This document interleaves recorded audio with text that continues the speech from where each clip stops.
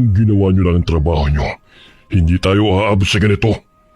Kaso mga pakialamero kayo. Paano hindi makikialam? Kayo ang pumapatay para gamitin ang mga dugo ng mga biktima nyo sa paghalo ng simento. Kahit ilang balding dugo pa yan, matitibag pa rin ang tulay dahil mas marami pa ang kinurakot nyo imbis na pambili ng mga materyales. At sino ka para pagsabihin ako ng ganyan? Maya-maya ikaw naman ang isusunod kong papatayin para malaman mo kung sinong kinalaban nyo. Mga demonyo kayo! Kayo ang dapat na mamatay! Hindi ang mga inosenteng bata at nanirahan dito sa isla! Ang titigas kasi ng mga ulo nyo. Kaya may kalagyan ng sino mang humahadlang sa mga plano namin. Hoy! Layuan mo sila! Hindi nga ako nagkamali na may ginagawa kayong masama. Naging sunod-sunuran ako sa lahat ng utos mo. Pero ang pumatay hindi maaari ipagpawalang bahala. Kampong ka ng kadiliman. Kaya ang dapat sa'yo parusahan. Akala mo ba'y mapipigilan mo kami? Ito lang ang tanging paraan para makatikim kami ng sariwang dugo at laman ng tao. Hindi lang yon. Kumikita pa kami ng malaking halaga sa porsyento na ibinibigay sa amin ng mga kontraktor namin. Wala naman silang pakialam sa mga tao. Kahit mamatay o maghirap, basta magkapera lang sila. Kaya kung ako sa'yo, manahimik ka na lang at tapalan mo ng pera yung mga mata at bibig mo. Kung gusto mong hindi madamay sa mga pakialamero ito. Hindi ako magiging katulad nyo na walang awa. Hindi ko sisirain ang pagkatao at dignidad ko para lang sa pera na hindi ko pinaghirapan. Kaya pagbabayaran nyo kasamaan nyo to. Walang hiya ka! Ang braso ko! Hindi lang braso mong puputulin ko bilang kabayaran sa buhay ng mga taong pinatay nyo. Aray!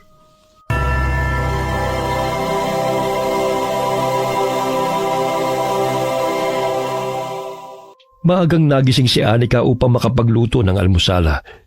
Sa gayon ay makakain na ang kanyang amang si Manggorio, sapagkat may iniinom itong gamot upang mapabilis ang paggaling ng namamaga nitong paa at mga natamong sugat ng madulas sa gubat. Bitbit ang mga kahoy na gagawin sanang uling. Nawalan siya ng balanse, kaya't napilayan siya at nagkaroon ng malalim na sugat sa paa at sa braso. Tay, kumain na po muna kayo para lumakas kayo. May natirang isang basong bigas pa naman kaya naglugaw na muna ako. Anak, pagpasensya mo ng tatay ha. Naging pasalin mo pa ako. Mahal na mahal ka namin ni June, kaya kailangan na alagaan kita. Kagaya ng pag-aalaga mo sa amin. Babawi ako sa inyo mga anak kapag gumaling na ako. Huwag mo munang isipin yan, Tay. Ang importante ay magpalakas ka. Bukas ay maghahabi na ako ng mga bag kapag natuyo na ang mga ibinilad kong abaka para kahit papano'y may pambili tayo ng pagkain. Tsaka graduating naman tong si June sa elementarya. Hindi siya pwedeng huminto sa pag-aaral. Kung hindi lang sana ako napilayan di sana'y nakapagtrabaho na ako sa bukid. Ako nang bahala, Tay. Magpahinga na muna kayo rito sa bahay. Maagang nabiyudo si Manggorio matapos na isilang ng asawang bunso nilang anak na si June. Tanging sa kumadron at tradisyonal na manggagamot umaasa ang mga taong naninirahan sa baryo dahil malayo ang ospital sa naturang lugar. Kinakailangan pa nilang tumawid ng dagat, sakay ng bangka upang makarating sa bayan. Matapos na mailuwal ang sanggol, ay humina ang tibok ng puso ni Aling Tina. Dahilan ng pagpanaw nito. Hindi na muli nag-asawa si Manggorio sapagkat naging abala na ito sa pagtatrabaho para sa dalawang anak. Naging mahirap din sa kanilang transportasyon ng kanilang mga produkto dahil sa kakulangan ng sasakyang pantawid dagat. Tay, bukas po sasama ako kay Aling Lorna sa bayan para po ilako tong mga nagawa kong bag. Sabi niya, maraming mga turista sa terminal na pinupuntahan niya. Tuwing araw daw po ng Miyerkules. Anak, alam mo namang ayaw ko kayong tumatawid ng dagat, hindi ba? Mula nung nalunod ang tiyulando mo ng tumaubang bangkang sinasakyan nila. Natatakot na akong tumawid pa ng dagat. Mami, may mangyari pang masama sa inyo. Lalo na't hindi pa naman dumarating kagad ang tulong. Tsaka mahigit kalahating oras pang nalakbayin sa dagat bago makarating sa daungan. Tay, kung oras mo na talaga, oras mo na. Ang iba nga riyan, umiinom lang ng tubig, namamatay na. Isa pa, hindi pwedeng tumunganga lang tayo rito. Walang magbibigay sa atin ng pera. Sana gumaling na ako. Para ako na naghahanap buhay nang hindi na kayo nahihirapang magkapatid. Kaya ko naman po eh. Tsaka, kailangan yung pagalingin ng pilay nyo. Ang sabi ni Lolo Nonoy, malaki ang pinsala nyo sa paa. Bukod sa pilay eh, namamaga pa yung sugat nyo. Buti na nga lang, nakahingi ako ng libreng antibiotic kay Kapitan para mainom nyo. Siya nga pala tay, kumikirot pa ba ang sugat nyo? Hindi na masyado, anak. Mamaya maglaga ka ulit ang dahon ng bayabas para mabilis na maghilom ang sugat ko dahil yun ang pinanguhugas ko eh. Sige po. Sa edad na 18 ay tanging grade 6 ang natapos ni Anika dahil walang paaralan ng high school sa kanilang baryo. Wala rin silang sapat na pera upang makapagpatuloy siya sa pag-aaral, kaya tumutulong na lamang siya sa kanyang ama sa paghahanap buhay. Ngunit hindi pa rin siya nawawalan ng pag-asa na makapag-aaral pa siyang muli. Sana naman maisipan ng gobyerno na makapagtayo ng tulay mula rito sa isla para naman hindi na tayo mahirapan pa. Yan din ang nilalakad ni Mayor upang mapadali na ang ating paglalakbay. Sadyang napag-iwanan na kasi tayo eh. Tsaka ilang beses nang may nalunod dahil sa pagoda. Bigla-bila na lang kasi lumalakas ang hangin. Nasang dahilan ng pagtaob ng mga bangka. Oo nga tay, para naman may chance ang makapag-aral ang mga kabataan dito sa baryo. Ni wala pang ang nakatapos ng high school dito eh. Uunahin pa ba ang pag-aaral kaysa pambili ng makakain? Ni hindi nga tayo maabutan ng tulong ng gobyerno dito eh. Imbis na tulungan ng mga katulad natin mga nasa lilayan ng lipunan, binubulsa nila ang mga pera na hindi naman dapat sa kanila mapunta. May klinika nga rito sa baryo natin, pero minsan lamang kung bumisita ang doktor. Kulang sa gamot at kasangkapan pang medisina. Nagsusumikap po ako na makapag-aral muli tay. Magtatrabaho muna ako sa ngayon. Dahil wala naman sa edad ang pag-aaral eh. Oh, nandiyan na si Lorna. Baka alis na kayo. Tay, inihanda ko na po ang mga kakailanganin nyo rito. Mamayang tanghali, uuwi rin naman si Jun eh. Anak, mag-iingat ka ha. Huwag na po kayong mag-alala, tay. Kaya ko po ang sarili ko. Tsaka, kasama ko naman si Aling Lorna. Tiwala lang, tay. Sana nga, maubos ang mga bag na gawa ko. Humalik siya sa noo ng ama bago lumabas ng bahay. Humugot ng malalim na buntong hininga si Mang Goryo habang tinatanaw ang papalis na anak. Gustuhin ko makapagtapos kayo ng pag-aaral mga anak. Ngunit sadyang mapagbiro talaga ang tadhana. Ito pa nangyari sa akin. Hirap pa akong makatayo dahil nabali pa ang buto ko sa paa. Tanging talbos ng kamote at saging na saba ang kanilang pagkain sa tuwing wala silang bigas. Mabuti na lamang at may mga pananim sila sa kanilang bakuran. Kaya't kahit papano ay nakakaraos sila sa araw-araw. Aling Lorna, aalis na ba tayo?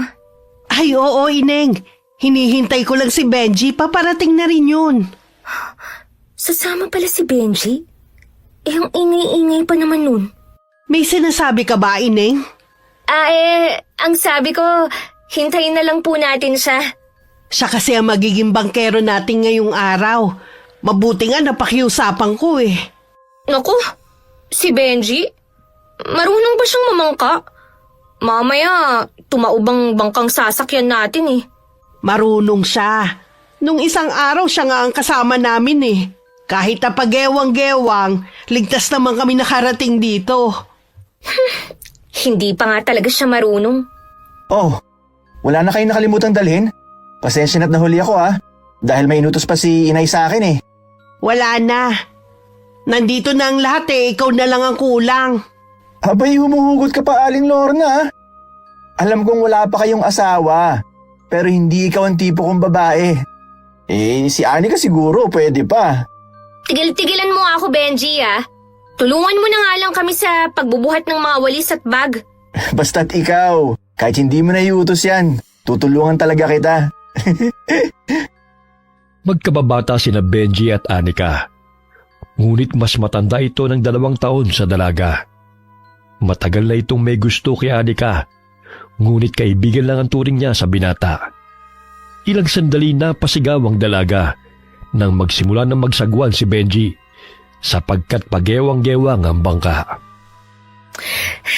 Ano ba yan, Benji? Marunong ka ba talagang mamangka? Magtiwala ka lang sa akin. Tsaka marunong naman akong lumangoy. Sakaling tumaob tong bangka, sasagipin kita. Umayos ka nga. Mamaya, tumaob nga to eh. Mag-focus ka nga sa ginagawa mo. Paano ko makakapag-focus? Nakakasilaw yung ganda mo. May kasama kayo, oh. Hindi niyo ba ako nakikita? Sa laki kong to, parang invisible na ako, ah. May pagganyan pa kayong bitawan ng linya. Totoo namang maganda tong si Anika eh. Ayaw lang niya maniwala. Maganda ka riyan. May maganda bang mata na lang ang namumuti? Samantalang ang balat ko'y sunog na oh. Sus! Kahit na nangingitim ka na, masisilahin ko pa rin ang ganda mo. Kasing liwanag ng bituin yang mata mo, Anika. Hoy! Ayusin mo nga ang pagsagwan. Mamaya mabangga pa tayo sa malalaking bato oh. Huwag kang mag-alala. Malaki naman ang salbabida natin eh. Salbabida? Nasaan? Hindi mo ba nakikita? Ayan oh, si Aling Lorna. Loko-loko ka talagang bata ka. 8:00 na ng umaga dumating sina Anika sa daungan. Itinabi ni Benji sa pangpangang bangka at nagsimula na silang maglakad upang ilako ang kanilang panindang bag na gawa sa abaka at mga walis tambo. Pumunta tayo sa palengke. Maraming tao ngayon doon dahil araw ng Miyerkules. Sigurado ako maraming mamimili at natitiyak kong magugustuhan nila ang mga paninda mo, Anika. Ang gaganda pa naman ng disenyo ng bag na yan. Siyempre naman. Magandang gumawa eh. Ikaw kanina ka pa ha? Tara na nga. Buhatin mo niyang mga dala natin. Sus, hindi na mabiro. Alam nga naman si Aling Lord nang sasabihin kong maganda. Halatang hindi naman. Hoy, ikaw, Benji! Nung kabataan ko, maganda rin ako, no? Kasing payat ako ni Anika. Maraming ang naglalaway sa alindog ko. Kung marami naglalaway, bakit di ka ba nakapag-asawa? Naging pihikan kasi ko. Wala ko natipuhan.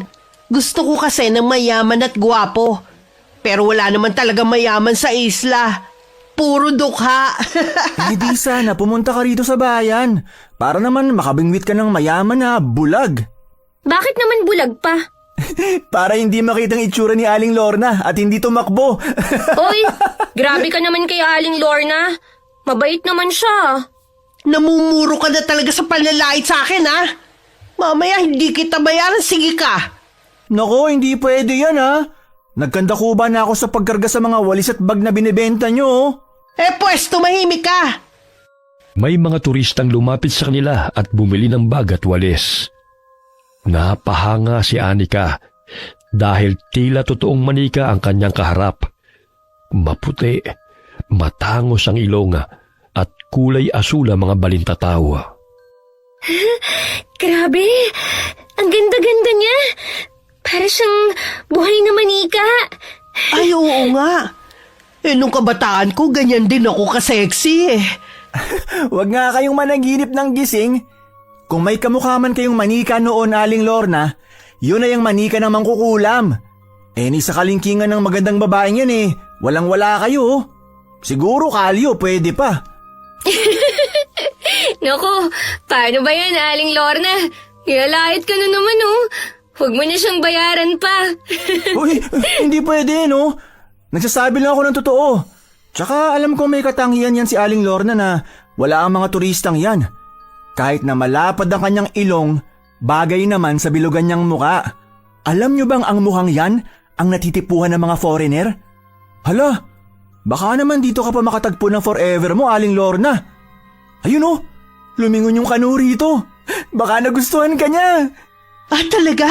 Sandali at aayusin ko lang ang buhok ko. Ay, oo nga po, Aling Lorna.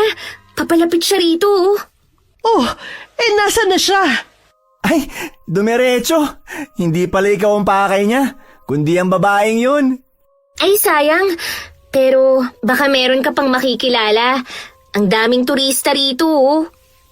Masaya silang nag-uusap at kinikilig pa si Aling Lorna sa pambobola ni Benji.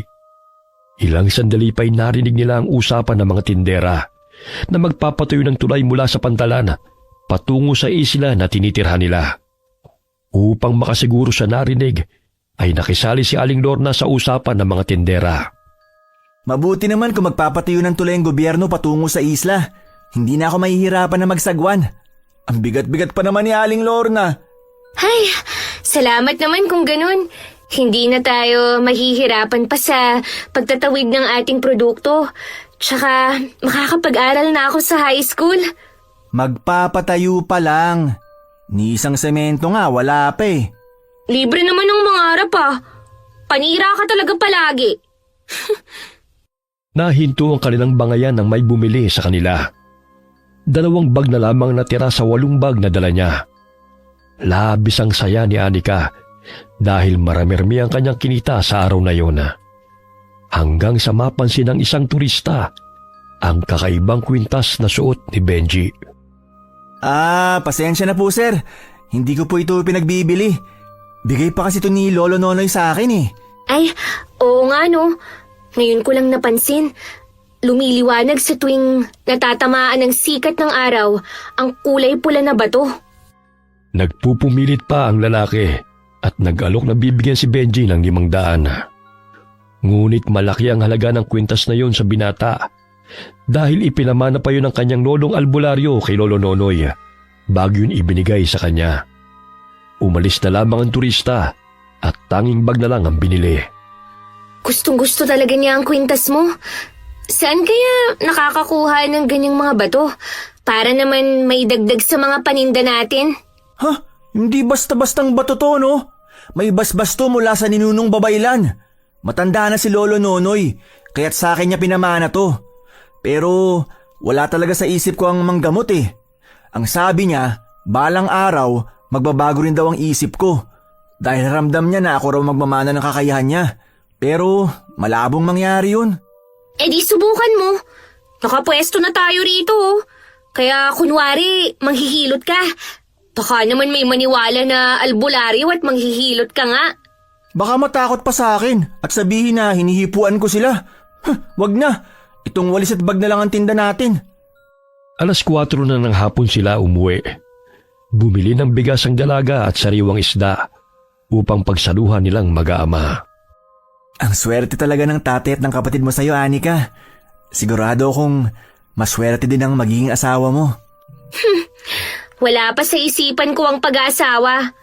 Ang makatulong muna sa pamilya, yun ang prioridad ko. Hindi pa nga ako nakakapag-aral ng high school eh. Ayokong mag-asawa na hindi nakapagtapos sa pag-aaral. Marunong ka namang magbasa at magsulat. Pwede na yun. Tawagin mo na nga si Aling Lorna. Nalibang na sa pagkwekwentuhan sa mga tindera, oh. Hindi na tungkol sa tulay ang pinag-uusapan nila eh, kundi sa love life na. Ibibida na naman nun ang mga nanliligaw sa kanya. Pero ni isa walang nakatuluyan. 7:00 na ng gabi nakauwi si Anika. Sapagkat mula sa daungan ng bangka ay mahigit 40 minuto pa ang kanyang lalakarin patungo sa kanilang bahay. Hinatid siya ni Benji at nadatnan niyang kumakain ng talbos ng kamote ang ama't kapatid. Tay, may dala po akong bigas. Sandali at magsasayang lang ako. May dala rin akong bangus na pwede nating ipang-ulam. Ay mabuti naman kasama mo tong si Benji.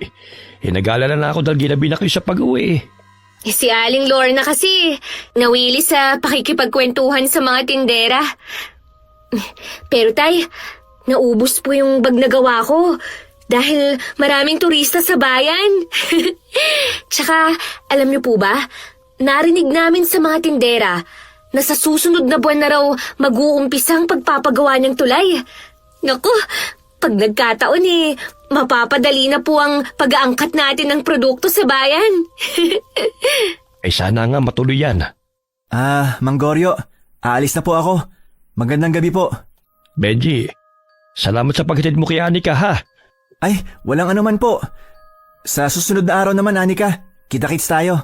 Ay, Akala ko dito ka na maghahapunan. Hintayin mo na lang na maluto itong sinaing tsaka pritong bangus.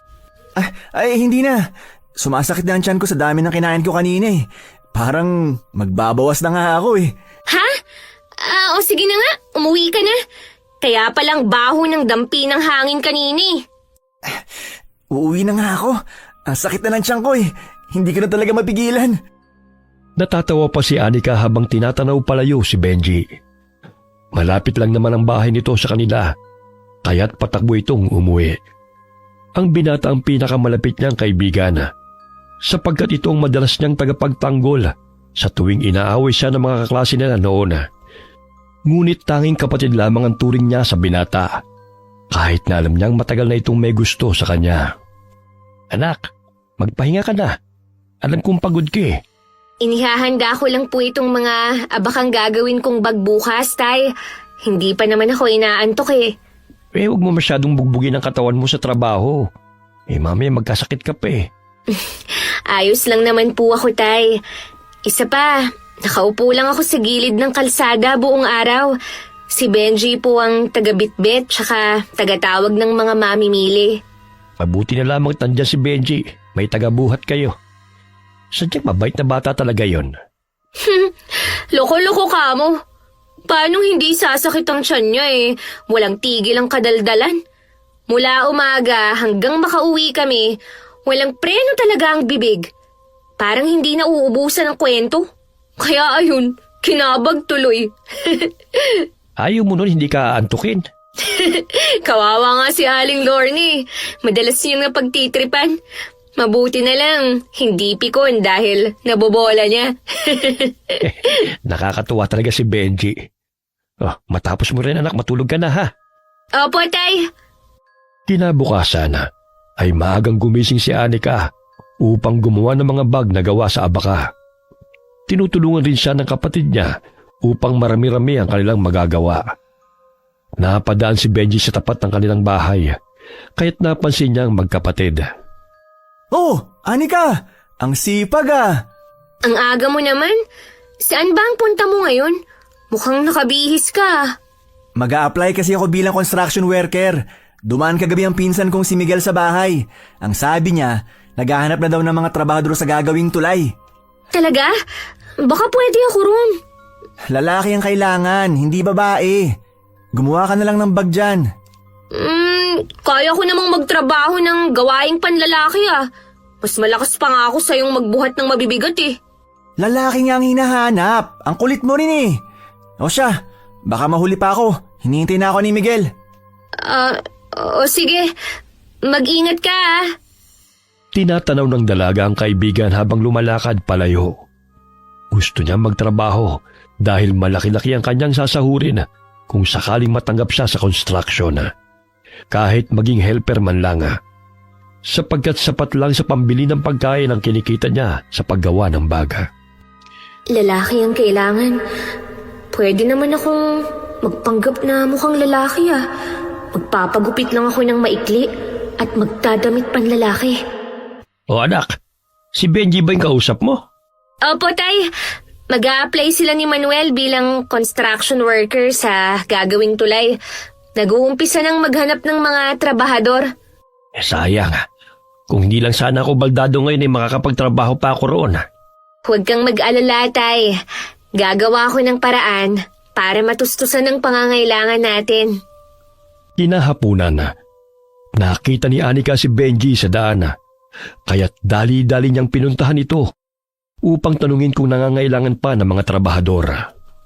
Benji, kumusta? Natanggap ka ba? Oo, 500 kada araw ang sasahurin.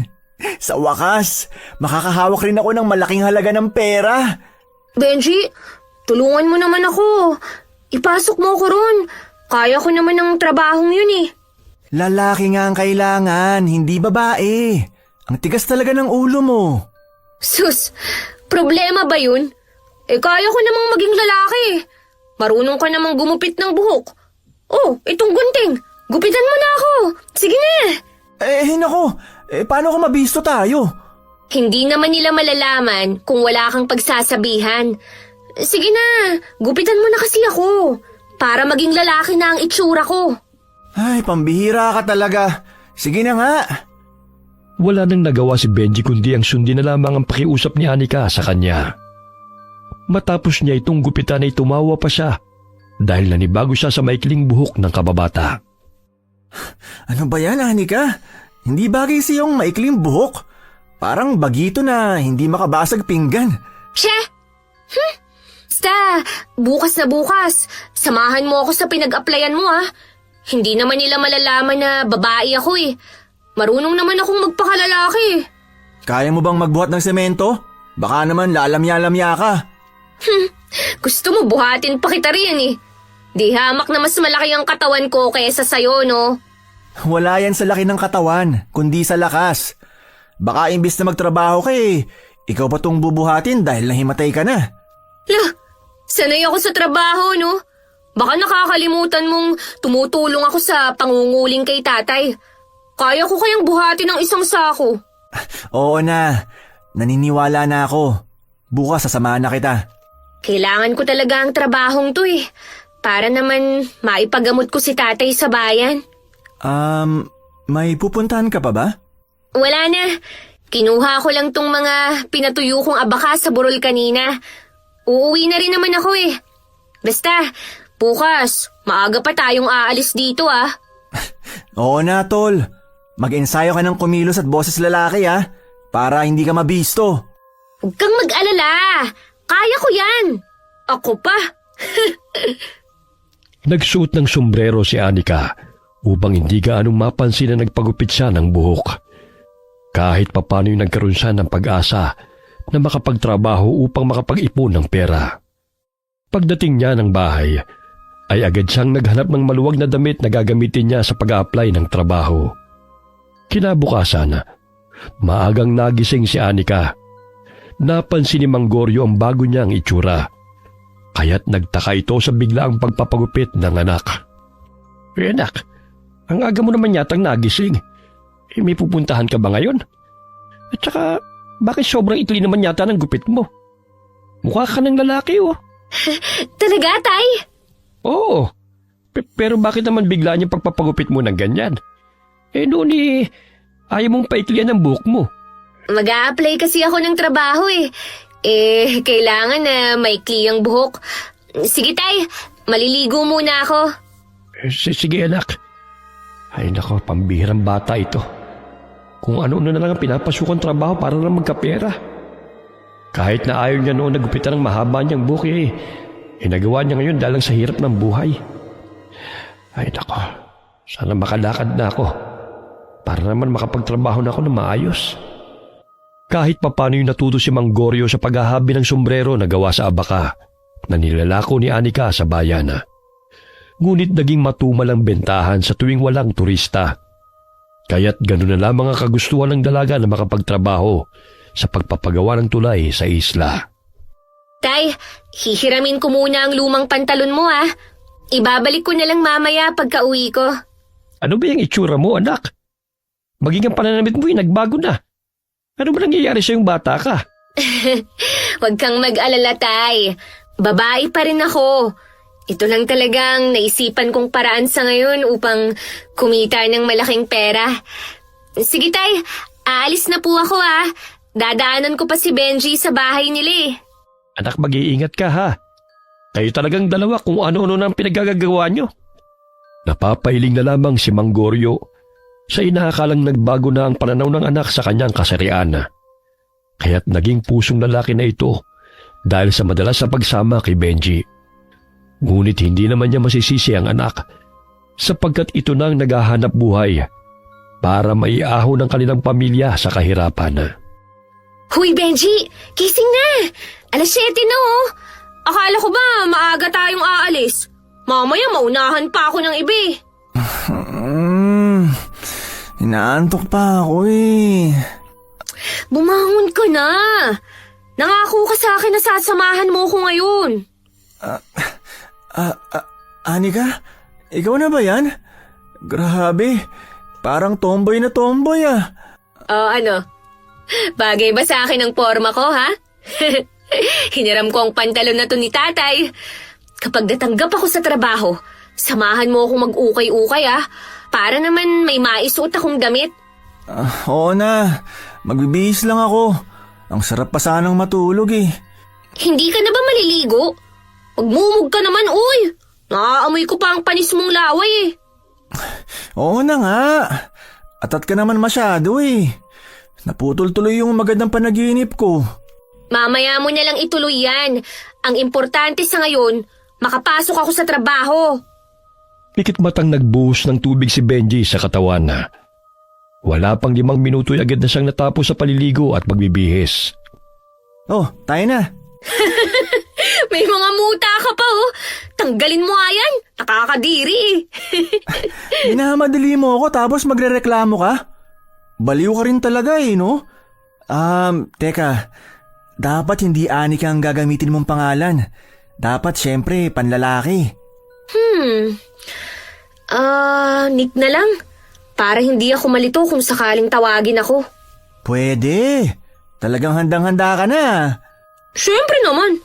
Hindi na dapat pinalalampas ang magandang oportunidad. Lalo na't kinakapos na talaga kami. Naaawa naman ako kay tatay tsaka kay June sa tuwing nauubusan kami ng bigas. Basta yung boses mo baka makalimutan mo at lalamya-lamya ka mamaya. Paninindigan ko ngayon ang pagiging lalaki. 9:00 na nang makarating sila sa gusali na kanilang aaplayan. Kinakabahan pa si Anika dahil baka mabisto siya na mag-i-interview sa kanya.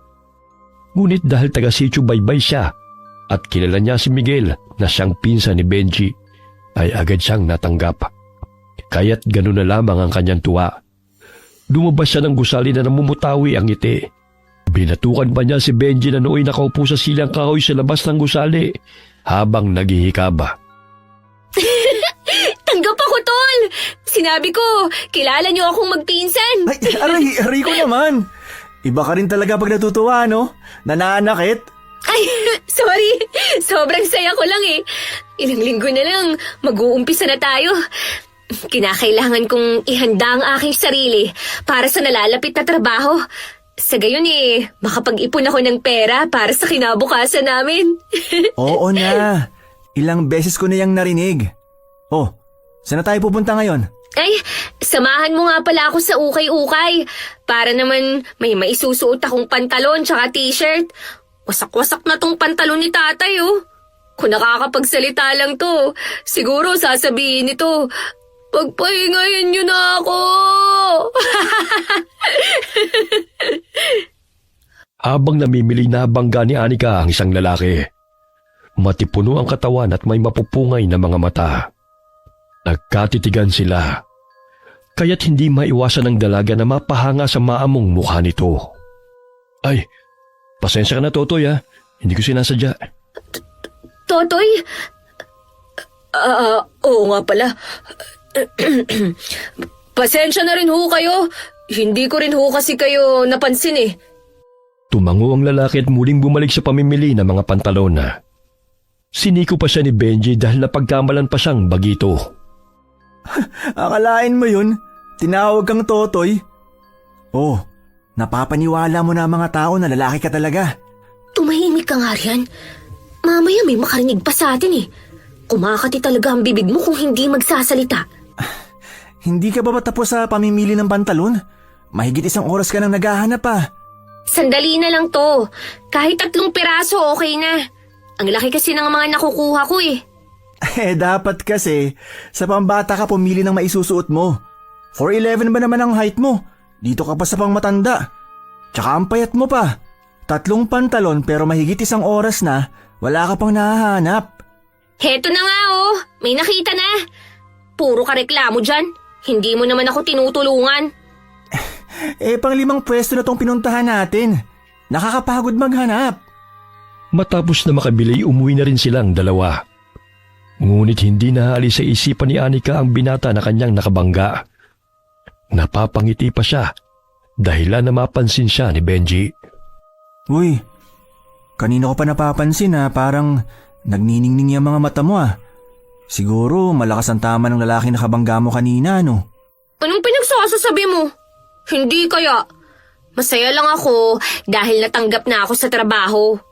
Malaking tulong kaya sa amin yun. Sus, sa tinagal-tagal natin magkakilala, alam ko ang bawat kilos mo, no? Kahit masaya ka, hindi ganyan kung kumislap yung mga mata mo. Kung ano-anong mga pinagsasasabi mo. Ayan na yung bangka oh. Sumakay na nga tayo. Pagdating nila ng Pangpanga ay nakasalubong nila si Aling Lorna. Naabala sa pagkipagkwentuhan sa ilang mga kababaihan. Benji, dun tayo dumaan. Baka mapansin ako ni Aling Lorna sa ganitong ayos eh. Mamaya, magtanong pa yun kung bakit nag-ayos akong panlalaki. Rinig pa rito ang kwentuhan nila, oh. Ang lakas-lakas talaga ng boses niya. May mga nawawalang bata raw sa bayan. Narinig ko yun sa radyo na pinapakinggan ni tatay. Ay nako, alam mo naman ng mga kabataan ngayon. Pinagsasabihan lang ng mga magulang ay naglalayas kagad. Karamihan, sumasali sa grupo para magnakaw. Katulad nung isang linggo, pinuntahan ako ng mga bata para hingian ng pera.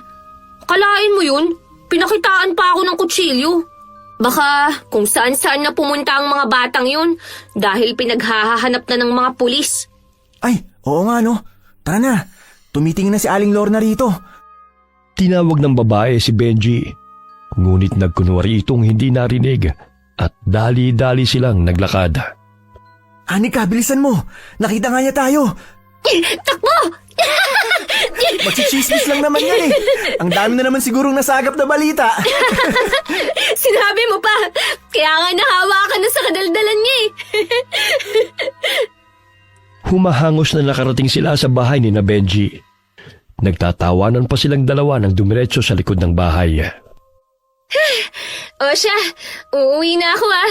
Salamat sa pagsama sa akin. Sabik na akong makapag-umpisa sa trabaho. Sus, baka wala pang isang araw eh, tumigil ka na agad dahil hindi mo makayanan yung trabaho. Hindi mangyayari yun no. Lahat kakayanin ko para sa pangarap at pamilya ko. Hindi ako pwedeng sumuko. Oo na.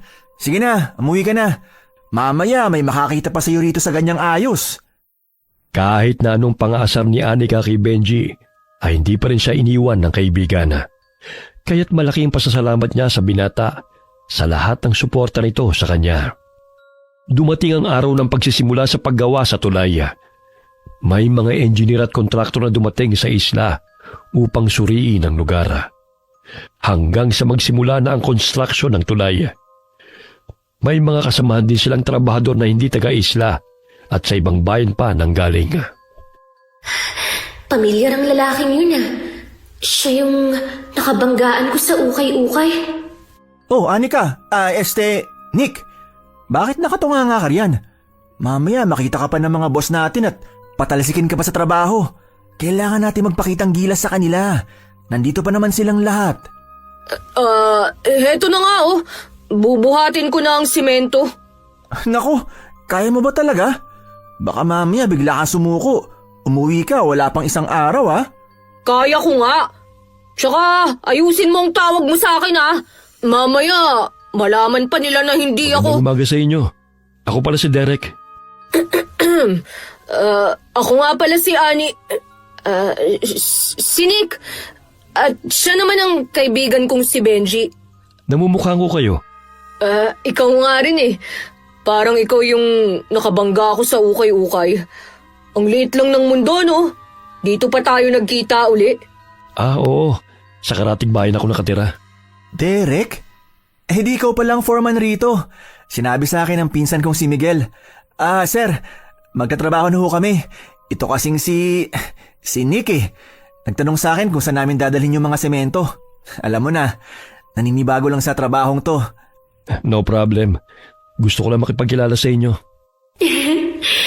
Mas gwapo pala siya sa malapitan. Ang bango-bango niya. Uy, tol, tayo na. Mamaya, pagalitan pa tayo ni sir. Dali na natin tong mga semento doon. Ha? Sige. Pawis na pawis habang binubuhat ni Anika ang hinalong semento sa balde. Kahit mahirap man ang trabaho, ay tiniis ni Anika yun. Nakaagaw ng pansin ng mga engineer at kontraktor na naroon habang nag-uusap. Nakasuot ng sunglasses sa mga ito. Ay, Iba talaga kapag mataas ang pinag-aralan. Magtuturo lang ng gagawin at hindi na kailangang magbuhat ng mabibigat. Malaki pa ang sweldo. Hindi katulad sa mga laborer na lahat ng hirap at pagod ay dinaranas. Pero kakarampot na sahod lang ang natatanggap. Oh, parang malalim na naman yung iniisip mo ah. Kung pagod ka, magpahinga ka na muna. Hindi po, sir. Ayos lang po ako. Uminom lang po ako ng tubig. Tama yan, ang init pa naman ngayon. May iba ako. Ang ganda pala ng lugar nyo rito, no? Payapat nakaka-relax ang tanawin. Siguro, sa mga dayo na katulad nyo, maganda ang isla. Ngunit para sa amin na taga rito, napakahirap ho ng buhay. Kaya't laking tulong sa amin ang pagpapagawa ng tulay patungo sa bayan. Ang init-init, ba't ayaw mong hubarin yung t-shirt mo? Ha? Ay, hindi na. Hindi ako sanay maghubad eh. Bakit naman? Puro lalaki naman tayo rito ah. Tignan mo, pawis na pawis ka na sa suit mong pantalon at t-shirt. Okay lang naman ako, sir. Hindi kasi ako sanay na naghuhubad sa maraming tao. Ay, sir, wag mo nang pahubarin yan.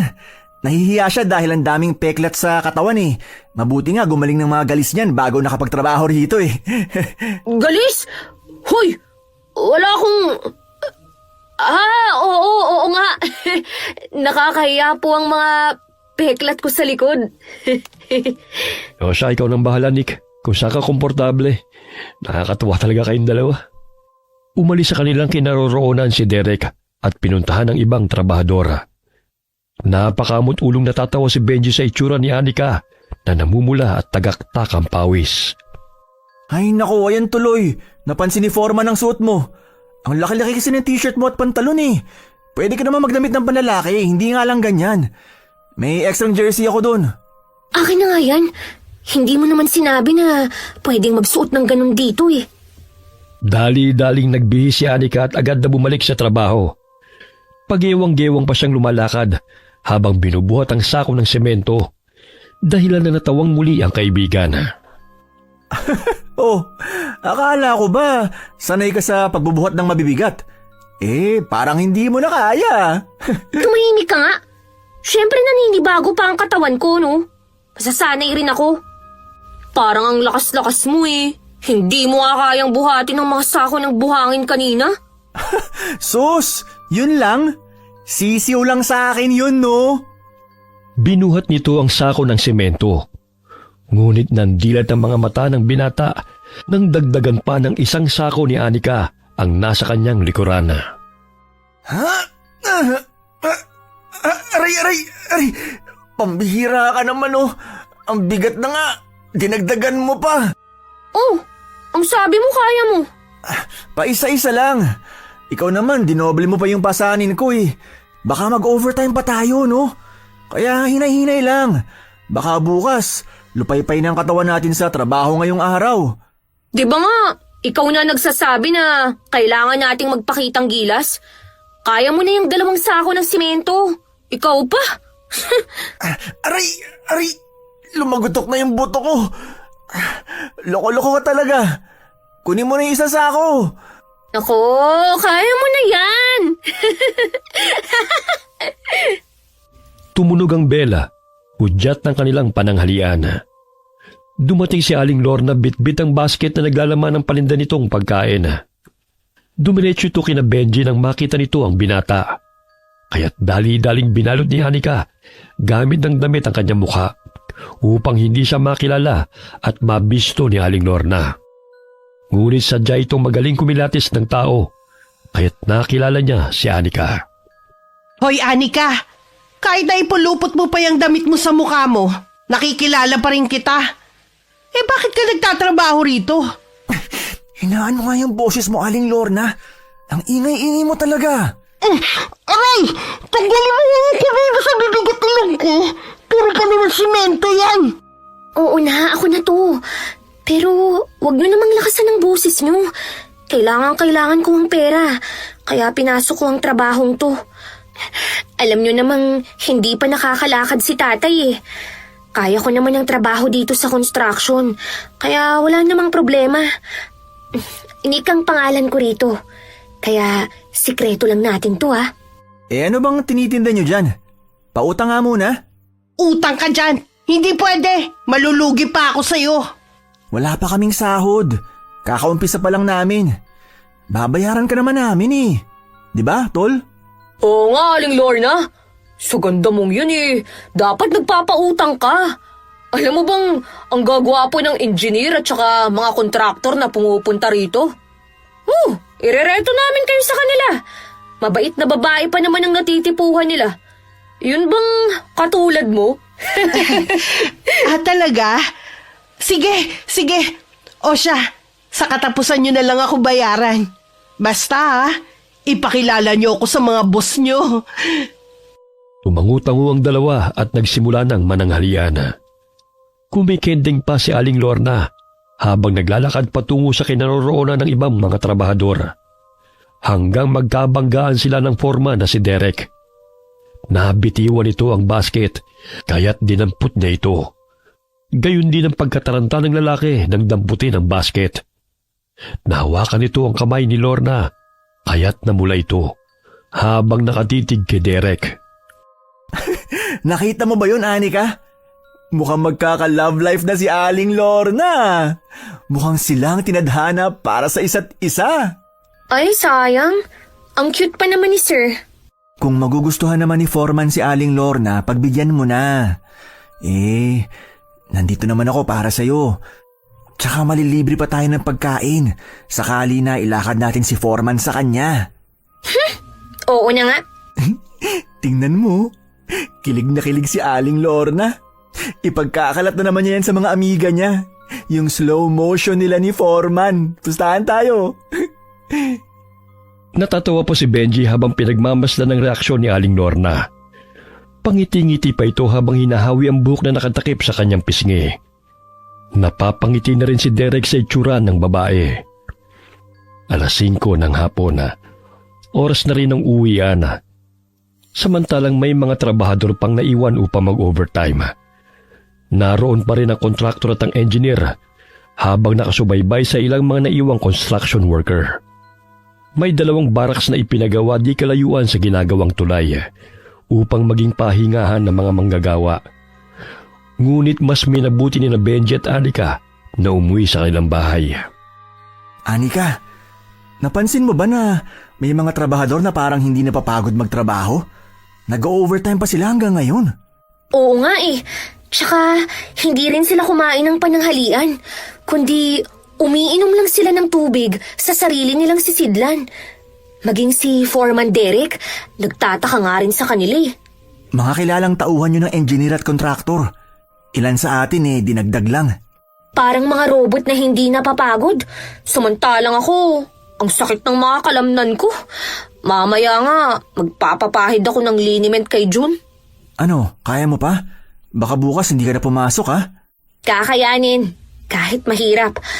Walang susuko, hanggang sa makapag-ipon.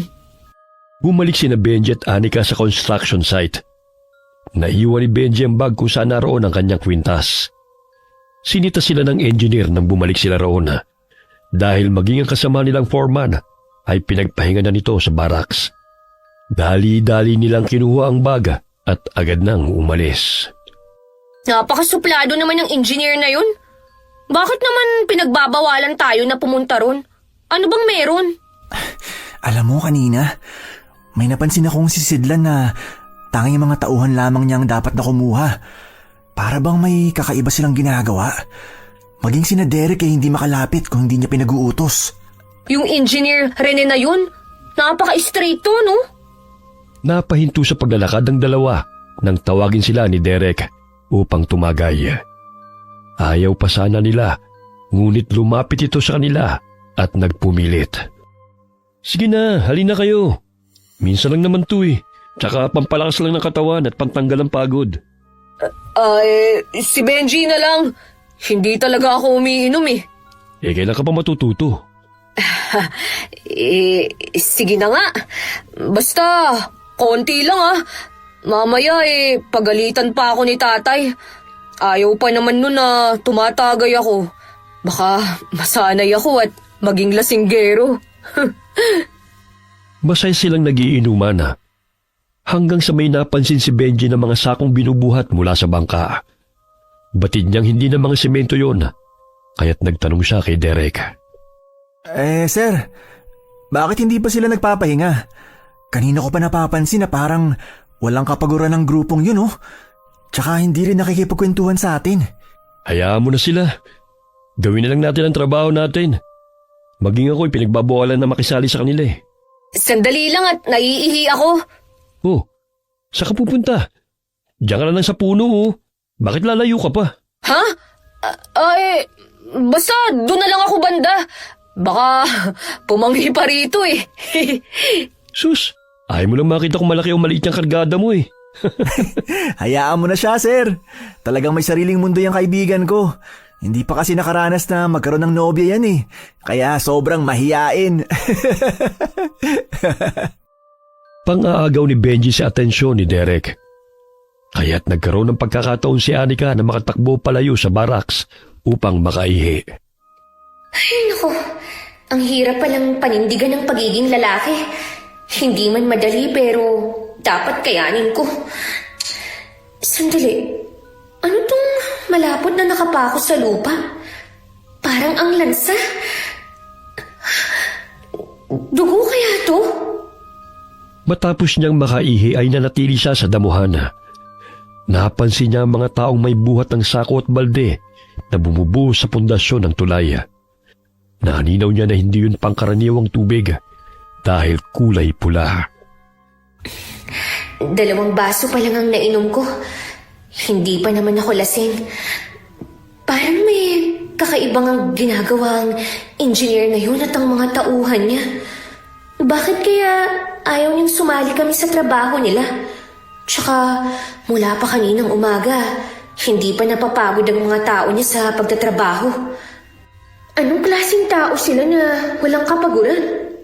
Anika, Nick. Kanina ka pa dyan ah. Sinong pinagmamasdan mo dyan?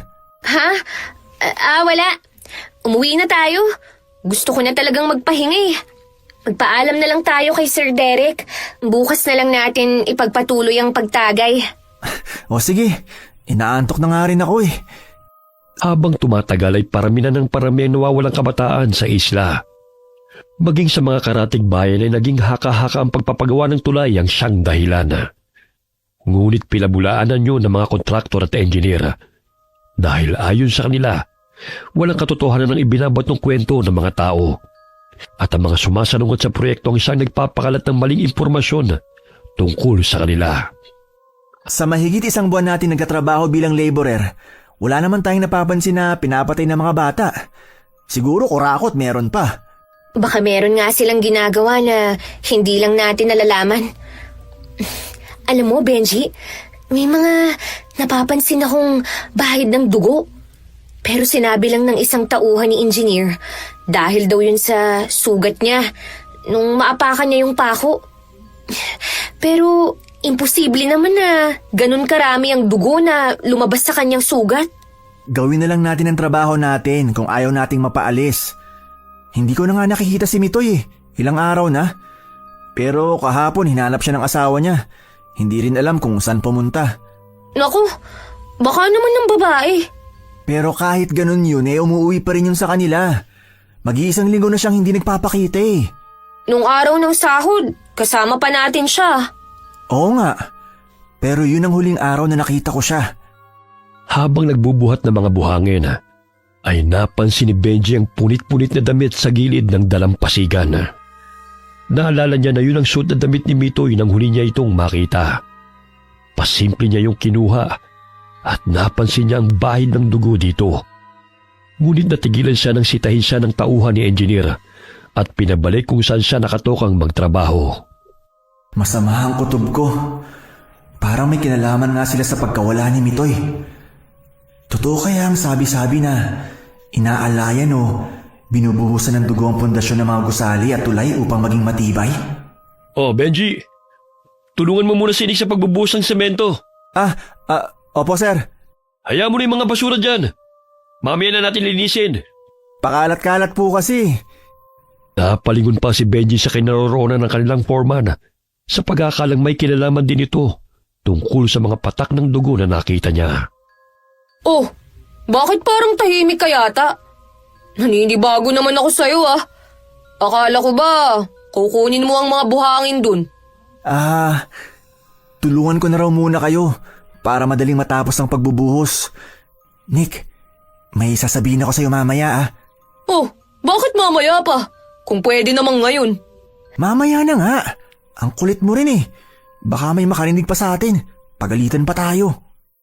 Nahinto ang kanilang usapan nang mapadaan sa kanilang likuran si Derek. Tumulong rin ito sa mga manggagawa upang mapabilis ang trabaho. Naninibago sina Benji dahil iilan lamang sa mga tauhan ni engineer ang naroon. Ngunit nagbabantay lamang sa mga manggagawa. Bagamat tuwing gabi tanging parehong grupo pa rin ang nag-overtime. Oras ng tanghalian ay pasimpleng kumain ng dalawa, hiwalay sa ibang mga trabahador. Seryoso silang nag-uusap tungkol sa nakita ni Benji. Nick, naaalala mo ba nung huli nating nakasama si Mitoy? Yung damit niya, natagpuan ko kanina sa damuhan. Tsaka may tsinelas din. Maaaring tama nga ang kutob natin na may nangyayaring masama rito tuwing gabi. Manmanan kaya natin. Isumbong natin sa mga pulis kung totoo nga ang hinala natin. Paano? Wala naman tayong laban sa mapeperang mga tao dito. Sa panahon ngayon, kung marami kang pera, kakampi mo ang batas. Pero kung mahirap ka, kulong ka agad kahit na pagbibintangan lang. Yun lang. Pero hindi naman pwedeng hayaan na lang na marami pa ang namamatay habang ginagawa itong tulay. Anong silbi nito? Kung inuunti-unti na pala ang buhay ng mga taga-isla, ayoko namang umabot sa punto na pati tayo mapahamak dahil wala tayong ginawa kahit na may mga nakikita na tayong kahina-hinala. Aba, seryoso ang usapan ng aking mga anak-anakan Oh, anong ulam nyo riyan? Bakit hindi nyo ako hinintay? Itlog, bakit? May masarap na ulam ka bang dala para sa amin? Aba, syempre naman. Anong gusto mo? Adobo o kaldereta? Utang o bigay? Bigay ko na lang. Nasaan ang poging foreman ninyo? May dala akong ulam para sa kanya. Parang nasubsob naman kayo sa harina sa kapal ng pulbo nyo Bawasan nyo nga yan, Aling Lorna. Konti nga lang yan Maputi nga ang pisngi nyo. Pero nangingitim naman ang leg at braso nyo. Paano ka magugustuhan ni Sir niyan? Wala sa itsura yan. Alam nyo ba, mukhang natitipuhan na ako ni Pogi. Nagtama ang aming paningin. Tapos, muntik nang maglapat ang aming mga labi. Kaya ngayon naglipstick ako. Bagay ba sa akin, ha? Akala ko atsuete yan O ayan, papunta na siya rito. O Anika, bakit nakabusangot ka? Huwag mong sabihin type mo rin si Pogi. Akin na siya, ibalato mo na sa akin. Nakabusangot? Hindi kaya. Huwag kang ganyan. Mapagkakamalang kang bakla sa itsura mong yan.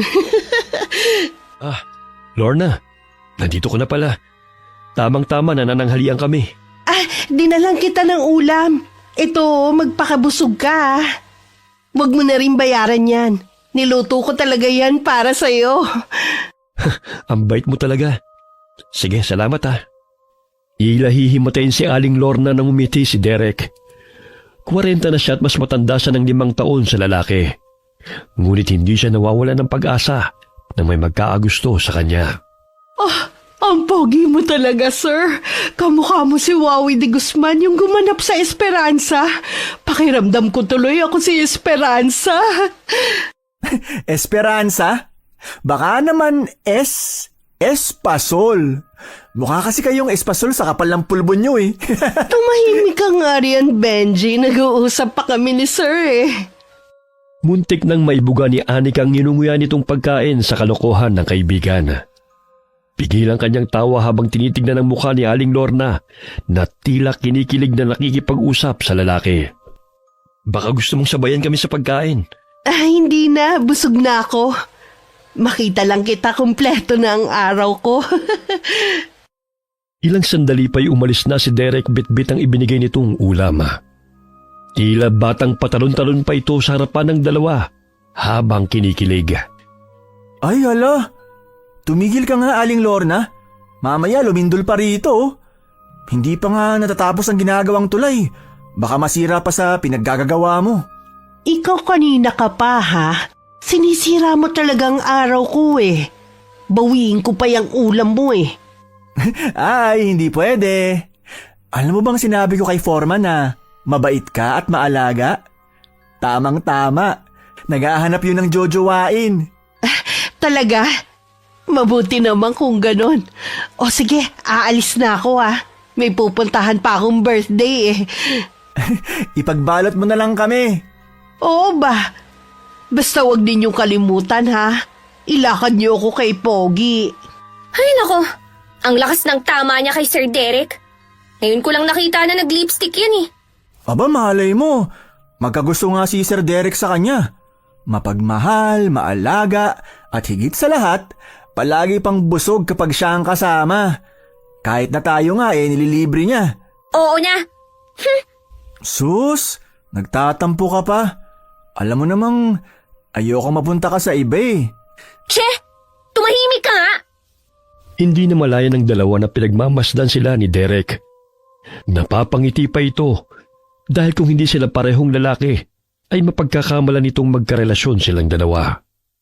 Kinagabihan ay nagmanman sina Anika at Benji. Bagamat mahigpit na pinagbili ng kanilang engineer, nang mga tauhan lamang nito ang siyang magtatrabaho tuwing gabi at walang sino man ang maaaring makalapit sa kanila upang walang madisgrasya.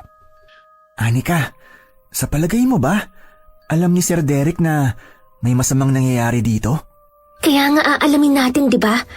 Doon tayo banda sa mayayabong na damuhan. Walang makakakita sa atin doon. Ayun oh, may bangka na naman. 10:00 na ng gabi. Pero bakit kailangan pa nilang mamangka papunta dito sa isla? May mga dala silang sako. Tingnan mo, dinilaan pa ng lalaki yung braso niya. Hindi ako nagkakamali. Dugo nga yun, Benji. Oo, ayun. May lumabas pang ulo sa sako. Sigurado akong taong nasa loob nun. Pero bakit nila ginagawa yun? Hindi lang dugo ang pinubuhos nila. Pati katawan, isinasama nilang inililibing sa pundasyon ng tulay. Alam mo bang naikwento na dati yan ni Lolo sa amin? Akala ko nga, katang-isip lamang. Totoo palang inililibing nilang bangkay ng tao sa paggawa ng malalaking gusali at mga tulay para gawing alay. Sa gayon ay tumibay at para proteksyonan ng kalikasan. Pero kung substandard naman ang paggawa, kahit na ilang dugo pa yan at katawan ng tao ang ilibing, masisira pa rin naman. Tingnan mo, sinipsip ni engineer na yung dugo mula sa putol na kamay. Hindi kaya mga aswang sila? Benji, ang bato sa kwintas mo, parang lumiliwanag. Takpan mo, baka makita nila tayo rito. Umalis na muna tayo. Mag-isip tayo ng paraan para matigil ang kahibangan ng mga walang hiyang mga taong yan. Mga asal hayop o aswang man sila, wala silang karapatan na pumatay. Lalo na sa mga naninirahan dito sa isla. Paano natin mapapaniwala ang mga taga-isla na mga aswang sila? Baka gamitin lang nila ang pera nila para baliktarin tayo. Hihingi tayo ng tulong kina Kapitan. Dahan-dahang naglakad ang dalawa nang biglang may humarang sa kanilang harapan. Muntik nang mapasigaw si Anika nang biglang takpan ni Benji ang kanyang bibig. Oh, bakit nandito ba kayo? Anong oras na? Nainitan kasi kami, sir. Kaya naisipan naming maligo sa dagat. Alam nyo na, malinsangan ang panahon kaya masarap magpalamig. Tapatin niyo nga ako. Sino bang bakla sa inyong dalawa? Bakla? Naku, wala ho ah. Lalaking-lalaki ho kami, sir. Nahalata ko na kasi kayo eh. Ang lambing niyo minsan. Minsan naman parang aso't pusa nag-aaway. Ganyan lang talaga kaming magkaibigan. Di ba, tol? Ay, sige sir, alis na po kami. Nawala na po ako ng ganang maligo sa dagat. Bigla na lang akong gininaw. Ang lamig ng ihip ng hangin. Tayo na, Nick. Nanginginig na ako sa lamig. Sandali, may gusto ba kayong sabihin dalawa? Po? Wala po. Kanina ko pa nadidinig ang bulungan nyo eh. At may nadidinig akong boses ng babae. Namamaos kasi ako, sir. Kaya siguro nag-iiba ang boses ko. Halika, doon tayo mag-usap. Baka may makarinig at makakita sa atin dito. Kinakabahan sina Benji at Anika na sumunod kay Derek sa pag-aakalang nahuli sila nito. Tanging sila lamang ang naroon at malayo sa mga pamamahay. Nagkubli sila sa likod ng puno at muling nag-usap. May napapansin din ba kayo rito? Ilang beses na rin ako nagmamanman eh. Kakaibang kinikilos ng mga tauhan ni Engineer. Ano ho bang napapansin nyo, sir? Unang beses ko makatrabaho si Engineer Rene. Pero parang may tinatago siyang kaduda-duda eh. Maraming bawal pagsapit ng gabi. At tanging sila lamang ang dapat na magtrabaho. Nakita ko siya kagabi na may iniinom. Hindi alak o tubig eh, kundi sariwang dugo. Ganon din yung mga tauhan niya. Ibig sabihin, hindi ka nila kakampi? Kagaya niyo, tauhan niya lang din ako. Tagasunod ng mga utos niya. May paparating! Magtago tayo! Mahigpit na hinawakan ni Benji ang nakuha nitong bakal kung sakali na sugurin sila nito. Nandilat ang kanilang mga mata nang maninag na tila ba'y mukhang mababangis na mga aso ang wangis ng mga tauhan ni Engineer. Namumula ang mga mata na handang pumatay. Naamoy ko may nagtatago rito. Halughugin niyo ang paligid. Utos ni Victor na kanang kamay ni Engineer. Hindi sila makapaniwala na aswang ang mga kasamahan nilang nagtatrabaho sa construction site. Biglang napasigaw si Anika nang may humablot sa kanya. Bakit nandito pa kayo? Hindi ba sinabi kong pumasok na kayo sa barracks? Nagpapahangin lang kami. Masama ba, Engineer? Nagpapahangin o nagmamanman? Ilang beses kong sinabi na ayokong sinusuway ang patakaran ko. Akala niyo ba hindi ko alam na kanina pa kayo nakatingin sa amin? Maliligo sana kami sa dagat. Wala kaming alam sa pinagsasabi nyo. Tumahimik ka, sinungaling! Inutusan ng aswang na Engineer ang mga tauhan nito na dalhin sa ilalim ng ginagawang tulay ang dalawa, habang si Derek ay pinaiwan niya. Hoy! Taong kuyukot ang muka! Bitawan mo kami! Anong gagawin niyo sa amin, ha? Ilalagay sa mixer kasama ng semento. Gusto niyong matulad kay Mito at sa dalawa pang trabahador ng pakialamero, ha? Pwes, magiging haligi kayo ng tulay na ito. Mga walang iya kayo! Pakawalan niyo kami! Naubos na ba ang pera na para sa materyales? Kaya pati tao magiging sangkap nyo sa paggawa ng tulay? Kayo pala pumatay kay Mitoy! Hindi na kayo naawa sa isang dosenang anak nun?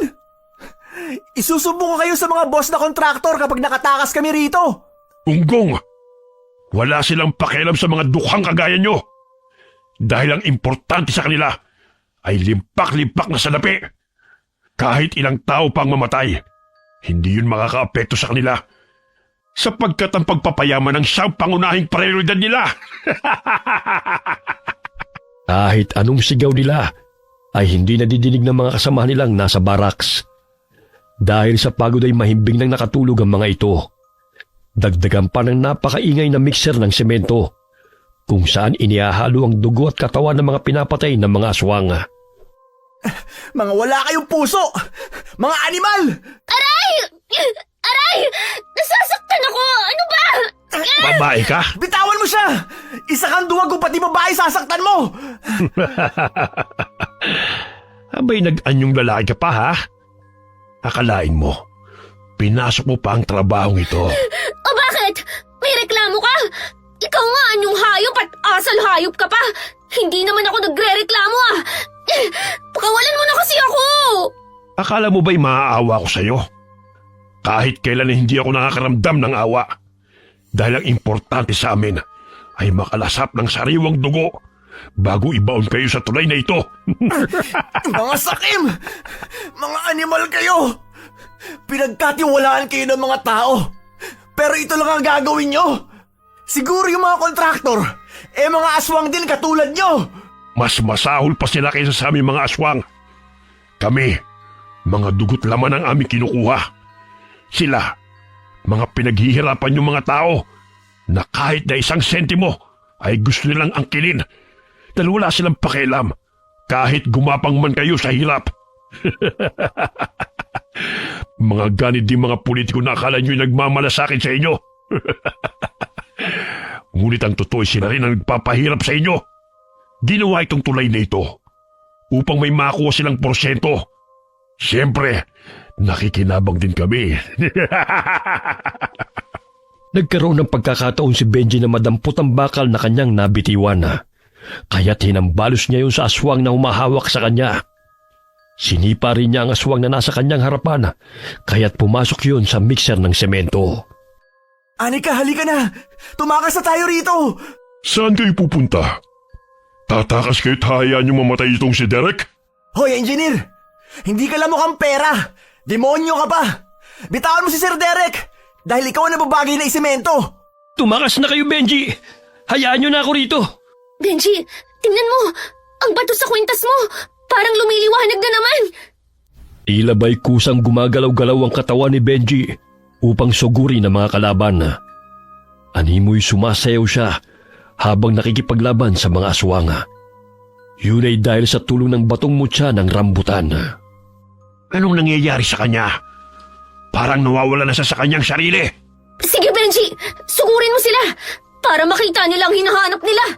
Anong tinutungangan niyo riyan? Patayin niyo ang loko-lokong lalaking yan. Mapupurnada pa ang mga plano natin dahil sa mga pakialamerong to. Kumuha ng 2x2 si Anika at hinambalos yun si engineer na aswang. Kaya't nabitiwan ito si Derek na nooy may saksak sa tagiliran ng manlaban ito. Ha? Babae ka, Nick? Mamaya ako na po ipaliliwanag sa inyo, sir. Focus muna sa mga kalaban! Akala niyo ba'y makakatakas kayo rito, ha? Pues nagkakamali kayo. Dahil sisimutin ko ang dugo niyo bago kayo ilibing. Ikaw nga ang dapat na ilibing at paikutin hanggang sa magsawa ka! Aray! Aray! Bitiwan mo pa ako, animal ka! Ang payat mo pero ang lakas mo! Tutulungan ko kayo. Hindi pwede makatakas sa mga walang hiyang aswang na yan. Perwisyo sila sa mga tao. Humingi ng tulong si Anika sa mga manggagawa na naroon sa barracks. Ganun na lamang ang pagkagulat ng mga ito nang makita ang duguan na si Derek. Kailangan kong makatakas dito. Mga walang hiya! Tatakas ka pa talaga, ha? Bumalik ka rito! Dahil susunod kitang ipasok sa mixer ng semento, katulad ng mga tauhan mo! Nakita ng mga manggagawa na dumaan ng engineer na aswang sa barracks, kaya't sinundan nila ito upang tugisin. May mga kasamahan pa siya tumatakas! Kailangan sila mahuli bago pa sila makapanakit sa mga taga-isla! Nag-aalala ako kay na Tatay at June. Baka saktan sila ng mga aswang na yun. Sige na, hayaan niyo na ako rito. Kaya ko ng sarili ko. Malit na sugat lang naman itong natamo ko eh. Nandito naman po si Mang Ben. Hahabulin lang po namin ang mga nakatakas sa mga aswang. Tumango bilang tugon si Derek at kumaripas ng takbo sina Anika at Benji. Sa tulong ng mutya na tangan ng binata, ay itinuturo nito kung saan ang direksyon ng kalabang aswang. Kanya-kanyang kuha ng maaaring gawing sandata mga manggagawa upang tugisin ang aswang. Napadaan sila sa bahay ni Aling Lorna. Bumagsak pa ang bubong nito dahil tumalon doon ang isang aswang. Mabuti na lamang ay sa bandang sala yun, kaya't hindi siya nasaktan. Ay, ano ba yan? Ano nangyayari? Katapusan na ba ng mundo? Aling Lorna, pakiusap! Puntahan niyo si Sir Derek! May sugat po siya! Hinahabol namin ngayon ng mga aswang! Aswang! Sinaktan nila si Pogi! Sige, pupuntahan ko siya kaagad! Bakit may mga aswang? Saan naman nanggaling ang mga yun? Mamaya ko na ipaliliwanag! Basta puntahan niyo na siya!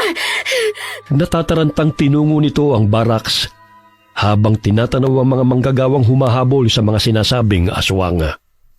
Parang itinutulak ang mga paa ko banda dun. Ito na siguro ang sinasabi ni Lolo Nonoy na bisa ng mutya ng bato ng rambutan na binigay niya sa akin. Mga kasama, ayun ang engineer na aswang! Benji, mag-ingat ka! Ang lakas talaga ng loob mong kanabanin ako, payatot ka. Saan ba nanggagaling ang katapangan mo? Ayoko lang naman na magpatuloy kayo sa kahangalan nyo. Habang kayo nagpapakasaya sa dugot laman ng mga tao, marami nagdudusang pamilya. Talagang wala kayong pakialam sa mga nararamdaman ng iba. Basta't maisagawa lang ninyo, ako gustuhan nyo. Sisiguruhin kong lahat kayo mananagot sa pangingialam niyong to. Papatayin ko kayo. Kagaya ng ginawa ko sa mga kasamahan ninyo. Kayo ang dapat na managot. Dahil labag sa karapatan pantaong ginawa nyo. Nayayamot na tinatanaw ni Anika ang kalaban, kaya't dumampot siya ng bato at inihagis yun sa nagsasalitang aswang. Sinong bumoto sa akin? Aray! Aray, sakit ang ilong ko! Ang dami mo pang sinasabi. Ang dapat sa'yo, patahimikin. Hiniling namin na magkaroon ng tulay sa isla patungo sa bayan. Ngunit kung ang kapalit nun ay maraming buhay ng tao, mas gugustuhin ko pang magtiis na sumakay sa bangka. Ginagamit niyo ang kahinaan ng mga tao para lang makapanlamang. Buwisit na tomboy ka! Hindi siya tomboy! Ang ganda-ganda kaya ng mahal ko! Sinugod ng aswang si Benji, ngunit matulin siyang nakailag. Dahilan na napasubsob ito sa damuhan. Nagkaroon ng pagkakataon si Anika na hampasin ng tubo ang ulo nito. Ngunit tila hindi man lamang ito natinag kahit nasugatan na. Grabe! Ang tibay ng bungo mo ah! Pero hindi ako titigil hanggat hindi ko nababasag ang ulo mo! Akala nyo talaga basta-basta nyo lang ako mapapatay? Kahit anong gawin nyo, hindi nyo ako matatalo. May lahi ka bang immortal? Kung hindi ka man namin mapapatay, ihalo ka na rin namin sa semento para mas tumibay ang tulay na gawa nyo. May ribulto mo pang isang magaling at mapanlinlang na engineer. Muli itong tumayo at hinila ang paa ni Anika, dahilan na mabuwal ito sa kanyang kinatatayuan. Patuloy na inahambalos ng dalaga ang ulo nito, ngunit tila ba'y hindi ito nakakaramdam ng sakit. Bitawan mo siya! Tigas-tigas ng bungo mo ah! Eto gusto nyo! Leg ko! Hindi ka mamamatay sa paghahampas. Sigurado ako na mamamatay ka kung puputulin ko yung ulo mo. May nakuhang palakol si Benji mula sa labas ng bahay na kanilang nadaanan. Kaya't paulit-ulit niyang tinaga ang leg ng engineer na aswang hanggang sa maputol niya ito. Gumulong-gulong pa sa lupa ang ulo nito na nooy kumukurap-kurap pa ang mga mata. Benji, tingnan mo oh! Hindi pa siya namamatay! Lumalakad pa ang katawan niya! Anong klaseng aswang kaya sila? Natatakot ako na makabalikan nila tayo! Hindi natin hayaan na makatakas ang mga aswang na yan. Ngayong alam na ng mga taon tukol sa kanila, malalabanan na natin sila dahil marami na tayo. Benji! Papalapit ang katawan niya rito! Wala kang kapaguro na aswang ka ha? Wala ka na ngang ulo, mananakit ka pa! Gamit ang palakol ay tinabas ni Benji ang mga binti nito hanggang sa lumuhod ito sa lupa. Muli niyang inundayan ng saksak ang katawan ng aswang hanggang sa tuluyan na itong nangisaya at tumigil na sa paggalaw.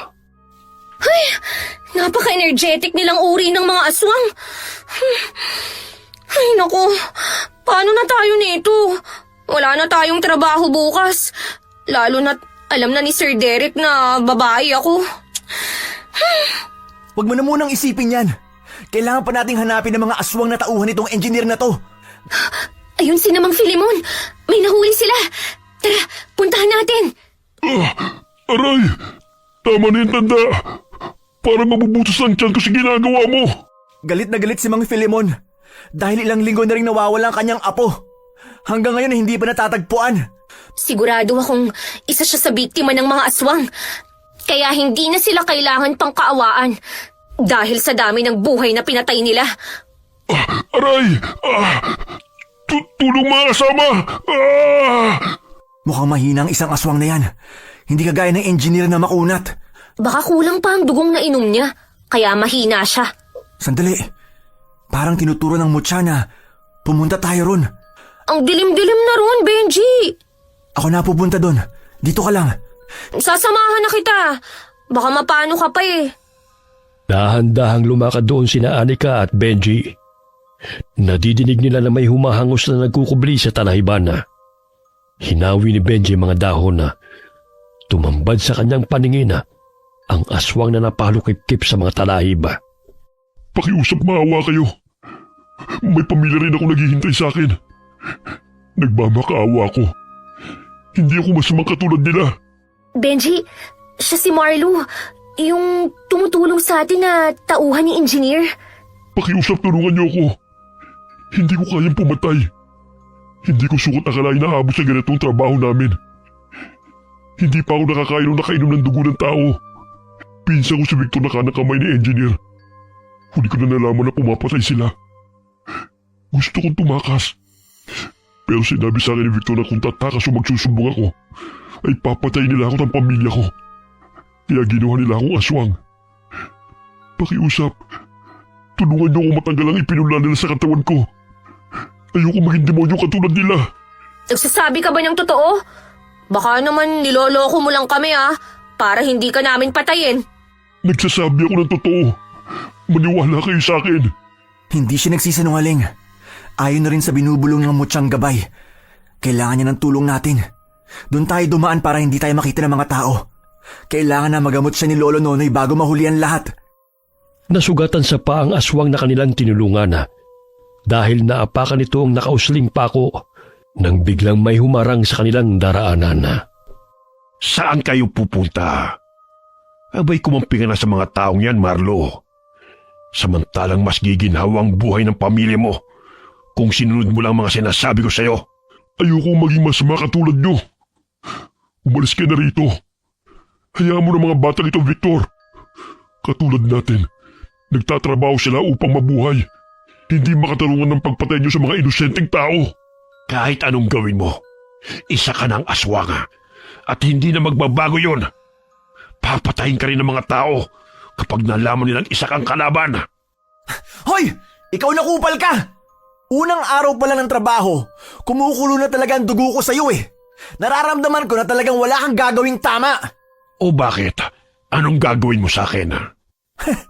Papatayin lang naman kita, katulad ng engineer na makunat. Hindi pa kayo nakukontento sa pangungurakot. Pumatay pa kayo. Inilabas ng aswang ang mahaba nitong dila upang sugurin si Benji. Ngunit binato siya ng tubo ni Anika. Dahilan na tamaan ito sa pisngi. Nadagdagan ang galit nito. Kaya imbis ng binatang sugurin, ay si Anika ang tutusukin ito ng mahaba at matulis nitong dila. Ngunit humarang sa harapan ng dalagang aswang na kanilang tinulungan. Kaya't sa tiyan nito tumusok ang matalim na dila ng kalabang aswang.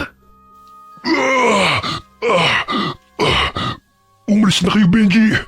Ako nang bahala kay Victor. Hindi ka namin pababayaan, Marlo. Labahe ka! Pati pinsan mo! Gusto mong patayin, Victor! Kayo may kasalanan ng lahat kung bakit umabot sa ganito. Papatayin ko pati pamilya nyo. At hindi ako titigil hanggat hindi ko kayo nauubos sa islang ito. Yun ay kung papayagan ka namin na makaalis pa rito sa isla. Tinulungan ng mabait na aswang ang magkaibigan upang kalabanin ang aswang na si Victor. Hinawakan nito ang dila ng kalabang aswang upang hindi na makatakas. Benji! Hatawin mo na siya ng palakol habang hinihila ni Marlo ang dila niya! Eto na nga oh. Makulot rin to. Katulad ni engineer. Tuloy mo lang! Hanggang sa maputol ang katawan niya! Tumigil ka, payatot! Nandidilat pa ang mga mata ng kalabang aswang dahil mahigpit na hinihila ng kapwa nito aswang ang kanyang dila habang paulit-ulit na binabaw ng matalim na palakol sa kanyang binti. Kahit naputol na ang kanyang paa, ay maangas pa rin itong nakakalakad sa pamamagitan ng tuhod nito. Pambihirang aswang sila! Hindi basta-bastang namamatay! Nakakalakad ka pa ah. Tingnan ko lang kung kaya mo pang gagawin ko sa'yo. Pinutol ni Benji ang kanyang braso, ngunit nagagawa pa rin itong gumalaw. Naanimoy manikang pinutol ang paa at mga kamay. Hanggang sa tuloy niya ng pinutol ang ulo ng aswang, dahilan na bumagsak ang katawan nito sa lupa. Kailangan talagang chop-chopin pa siya para mamatay. Ang hirap nilang matalo. Tara na, dalhin natin siya kay Lolo Nonoy. Salamat. Pero baka magalit ang mga kababayan nyo kapag nakita nilang tinutulungan nyo ako. Tinulungan mo rin naman kami Kaya tayo na, bago pa may makakita sa atin dito. Bubuhatin na lang kita sa likod ko para hindi ka na mahirapan. Mukhang malalim yung sugat mo eh. Kinuha ni Anika ang palakol na hawak ni Benji at nakiramdam sila sa paligid habang tinutungo nila ang bahay ni Lolo. Nagising ang matandang manggagamot dahil sa sunod-sunod na katok sa pintuan. Pagbukas niya ay nakita niya sina Benji, kasamang dugo ang lalaki. Kaya't dali-dali niya itong tinulungan na pumasok sa kubo. Lolo, pakiusap po. Gamutin niyo po siya. Ginawa siyang aswang ng mga kasamahan niya. Iniligtas rin po niya ako mula sa mga kalabang aswang. Meron po siyang sugat sa tiyan, Lolo. Ginamot ni Lolo ang aswang na tumulong sa dalawa. Sinabi rin ng matanda na maaagapan pa ang pagiging aswang nito dahil hindi pa naman lubusang lumaki ang sisiw na ipinunla sa kanyang katawan. Pinakain siya ng tinadtad na bawang at luya ni Lolo hanggang sa magsuka siya. Ilang sandali humilab ang tiyan niya at nailabas niya ang malapot na likido na may kasamang mabalahibong bilog na kasing laki ng holen. Sinabi ng matanda na mabuti na lamang at hindi pa dumarating ang 22 araw upang maging ganap siyang aswang. Ang baho! Parang imburnal! Yan na palang itsura ng pinupunla ng mga aswang. Hayaan na muna natin siyang makapagpahinga. Ginagamot na naman ni Lolo ang mga sugat niya eh. Mga walang hiya talaga ang mga kasamahan niya. Lalo na yung Victor na yon. Pati pinsan niya, hindi pinalampas sa kawalang hiyaan niya. Ay, si Sir Derek, kailangan din niyang magamot. Nasugatan din siya eh. Nando naman si Aling Lorna eh. Natitiyak kong hindi niya yun pababayaan. Benji, maraming salamat sa lahat ng tulong mo sa akin ha. Sa pagliligtas mo sa akin at hindi pag-iwan sa oras ng kagipitan. Siyempre walang iwanan. Baby loves kita eh. Paano ba yan? Maghahanap na naman tayo ng trabaho bukas. Dahil natitiyak ko na mahihinto ang construction ng tulay. Ayos lang. Magtitinda na lang ulit ako ng mga bag sa bayan. Inaumagahan ay bumalik sila sa barracks. Nadaanan nila ang mga nag-uumpukang mga tao dahil nahuli ng mga taga-isla mga aswang. Pinuntahan nila si Derek upang kumustahin. Ganun na lamang ang tawa ng dalawa nang makita na tila batang paslit na inaalagaan ni Aling Lorna ang lalaki. O di ba sinabi ko na sa'yo na basta si Aling Lorna ang nandyan, alagang-alaga talaga siya. Oo nga eh. Oh, nandyan na pala kayong dalawa. Kumusta na kayo? Ayos lang po, sir. Aba, mukhang magkaka-love life na si Aling Lorna. Inikilig pa ito habang nakaupo sa tabi ni Derek. Sinabi ni Anika sa foreman na nagawa niyang magpanggap bilang lalaki dahil sa kagustuhan na makapagtrabaho dahil sa hirap ng buhay. Isang buwan na nahinto ang pagpapagawa ng tulay dahil sa nangyari. Hindi naglaon ay bumalik ang pagpapagawa ng tulay at mabait ang pumalit na engineer. Hindi na muli nagtrabaho si Anika bilang construction worker, kundi kumuha siya ng pwesto sa bayan upang doon ilagay ang mga nagawa niyang iba't ibang produkto na gawa sa abaka na tinangkilik naman ng mga tao. Hanggang sa makapagpatuloy siya ng pag-aaral at tuluyan ang gumaling si Manggorio na kanyang ama. Mas naging malapit sila ni Benji hanggang sa sinagot niya ang binata bilang kasintahan. Samantalang sila Lorna at Derek naman ay nagkamabutihan.